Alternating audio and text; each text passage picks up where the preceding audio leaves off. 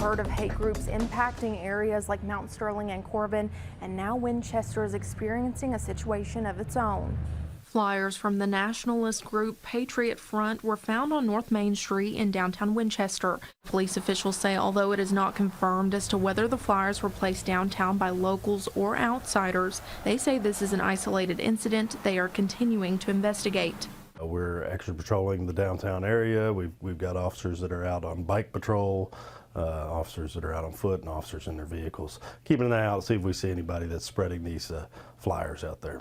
Hall adds that he has only heard of reports of the flyers being posted downtown, possibly due to it being a high-traffic area and gaining more attention than other parts of the county.